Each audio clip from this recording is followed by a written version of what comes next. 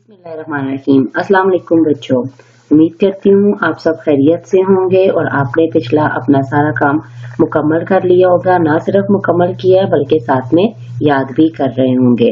तो आज बच्चों हम जैसे हमने पिछले अब्वाब के एक एक दो सबक पढ़े हैं, तो आज हम बाब चहारम का सबक अखलाक और आदाब में से सबक ईमानदारी का सिला पढ़ेंगे। आप भी बच्चों अपनी किताब का सफ़ा नंबर 71 खोलें और मेरे साथ साथ रीडिंग करते जाएं। हमारे सबक का नाम है ईमानदारी का सिला। एक मर्तबा एक बादशाह जंगल में शिकार खेलते हुए रास्ता भूल गया। दुरुस्त रास्ते की तलाश में इसने एक सिमत चलना शुरू किया तो कुछ दूरी पर इसे उजाला नजर आया। करीब पहुंचने पर इसने देखा कि एक झोपड़ी के आगे एक कैसान बैठा है। कैसान बादशाह को देखकर हैरान हो गया और बादशाह से आने का सबब पूछा। बादशाह ने कहा, मैं शिकार के लिए आया था, एक हिरन के पीछे भागते हुए रास्ता भूल गया हूँ। अब रात में यहीं गुजारना चाहता हूँ, सवेरे चला जाऊंगा। किसान बेचैन होकर बोला, जहाँ पना ये सब आप ही का दिया हुआ है, मगर आप यहाँ कैसे ठहरेंगे? मेरे पास तो एक अच्छा बिस्तर भी नहीं है। बादशाह ने किसान की हिम्मत बंधाई और कहा, तो क्या हुआ? अगर मैं किसान होता तो क्या शाही महल ही के मुलायम बिस्तरों पर सोता? बच्चों यही बात है जो अभी बादशाह ने कही है कि अगर किसान होना या बादशाह होना ये सब अल्लाह ताला की देन है। अगर वो कहता है कि मैं किसान होता तो क्या मेरे लिए शाही महल के मुलायम बिस्तर तो नहीं होते, मैं उन पर तो नहीं सोता। किसान बादशाह के लिए घर में जो रूखी सूखी थी ले आया, यानी जो कुछ भी था। बादशाह ने रोटी खाकर पानी पिया और अल्लाह का शुक्र अदा किया। थकावट की वजह से उसे जल्द ही नींद आ गई। बादशाह सुबह जाने की तैयारी करते हुए किसान से बोला, तुम कभी महल की तरफ आओ तो मुझसे जरूर मिलना। किसान बादशाह को रास्ता दिखाने के लिए साथ हो लिया यानी साथ चला गया। किसान जब बादशाह को राह दिखाकर लौटा तो उसने बीवी के हाथ में सोने की जंजीर देखी। इसने बीवी से माजरा पूछा। बीवी ने बताया कि जिस जगह बादशाह सलामत सोए थे वहां ये पड़ी थी। किसान ने बीवी के हाथ से जंजीर ली और बोला, जल्दी से 2-4 रोटियां बना दो, मैं अभी शाही महल जाना चाहता हूँ। इसकी बीवी बोली, क्यों आई हुई दौलत क्यों ठुकराते हो? हमने कोई चोरी थोड़ा ही की है, इसे बेचकर आराम की आगे बच्चे दौड़ पड़े हुए हैं, तो यह है कि आराम की जिंदगी गुजारेंगे। किसान जंजीर को उलट पुलट कर देख रहा था जिसमें एक चमकदार हीरा भी लगा हुआ था। बीवी की बात सुनकर वो गुस्से से बोला, अल्लाह की बंदी, सोच समझ कर बात करो, ये जंजीर तुम्हारी या मेरी मेहनत की कमाई नहीं है। मैं इसे जरूर वापस करने जाऊंगा।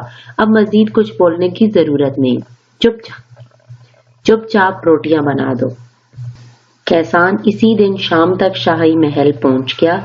पहरेदार ने इसे सदर दरवाजे ही पर रोक दिया। वो इसे अंदर जाने नहीं दे रहा था। इसने पहरेदार की बहुत खुशामद की। आखिर में उसने कहा, अच्छा मुझे अंदर मत जाने दो, बस बादशाह सलामत से इतना कह दो कि कल शाम वाला किसान आया। पहरेदार मान गया। वो इसने खबर अंदर भिजवा दी।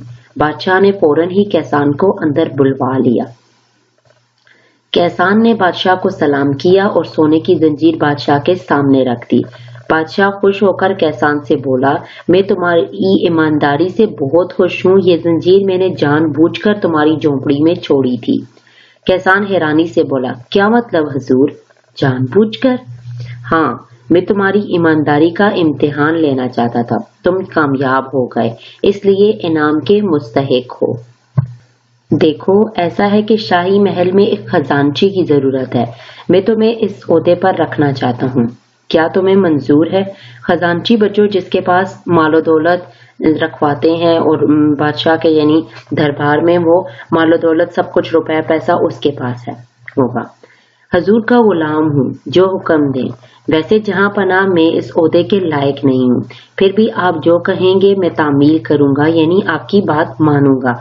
और दूसरे दिन किसान ने खजांची का ओहदा संभाल लिया। अब ईमानदारी की अहमियत पढ़ते हैं। एक सेहतमंद और बावकार मुआशरा ईमानदारी की बुनियाद पर तश्कील पाता है। मामलात में सच्चाई और ईमानदारी इस्लाम की उसूली और बुनियादी तालीमात में से है। اسلام میں ایمانداری کا مفہوم یہ ہے کہ انسان اپنی روزمرہ معاملات اور کاروبار میں سچا اور ایماندار ہو، عہد کا پکا اور وعدے کا سچا ہو، یعنی دھوکہ اور فریب نہ دیتا ہو، امانت میں خیانت نہ کرتا ہو، کسی کا حق نہ مارتا ہو، ناپ تول میں کمی نہ کرتا ہو، چھوٹے مقدمے نہ لڑتا اور نہ جھوٹی گواہی دیتا ہو، اور سود اور رشوت جیسی تمام حرام کمائیوں سے بچتا ہو۔ بس جب دکاندار ایمانداری سے کام لیتے ہوئے ملاوٹ سے پاک چیزیں بیچیں گے تو عام لوگ بیماریوں میں مبتلا نہیں ہوں گے اور وہ پریشانی اور مصیبت سے بچ جائیں گے۔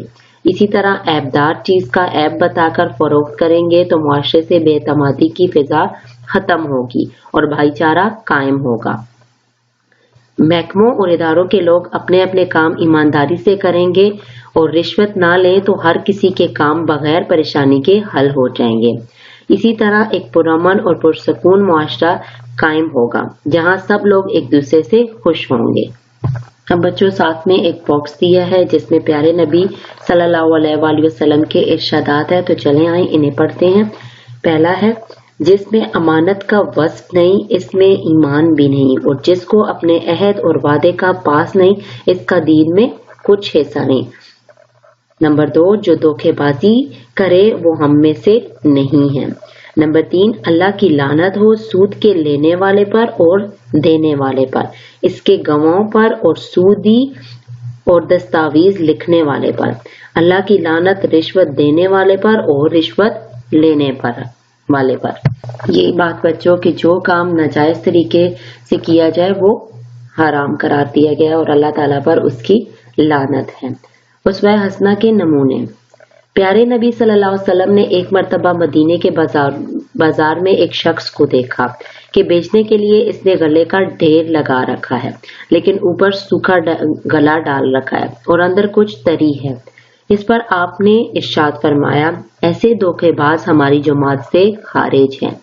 ایک اور جگہ پیارے نبی صلی اللہ علیہ وآلہ وسلم نے ارشاد فرمایا، جو کوئی ایسی چیز کسی کے ہاتھ بیچے جس میں کوئی عیب اور خرابی ہو اور گاہک پرواہ اس سے ظاہر نہ کرے تو ایسا آدمی ہمیشہ اللہ کے غضب میں گرفتار رہے گا۔ بچوں ایمانداری کے فائدے پڑھتے ہیں۔ اسلام میں جس طرح کمائی کے ناجائز طریقوں کو حرام اور ان سے حاصل ہونے والے مال کو خبیث اور ناپاک قرار دیا گیا ہے، اس طرح حلال طریقوں سے روزی حاصل کرنے اور ایمانداری کے ساتھ تجارت اور کاروبار کرنے کی بڑی فضیلت بتائی گئی ہے۔ ایک حدیث میں ہے، حلال کمائی کی تلاش بھی دین کے مقررہ فرائض کے بعد ایک فریضہ ہی ہے۔ ایک اور حدیث میں ہے، سچائی اور ایمانداری کے ساتھ کاروبار کرنے والا تاجر قیامت میں نبیوں، صدیقوں اور شہیدوں کے ساتھ ہوگا۔ اس کے علاوہ ایمانداری کی وجہ سے آدمی کی قدر اور عزت میں اضافہ ہوتا ہے۔ لوگ ایماندار آدمی پر اعتماد کرتے ہیں۔ اللہ تعالیٰ ایماندار آدمی کے رزق میں برکت ڈال دیتے ہیں اور اس میں زیادتی عطا فرماتے ہیں، یعنی اور دیتے ہیں۔ بس ہر مسلمان کے لیے ایمانداری کو اپنی زندگی کا جزو لازمی بنانے کی ضرورت ہے۔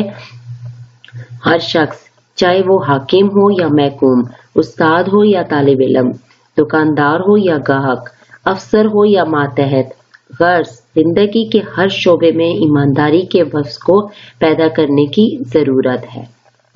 بچوں یہاں پر ہمارے سبق کا اختتام ہوتا ہے۔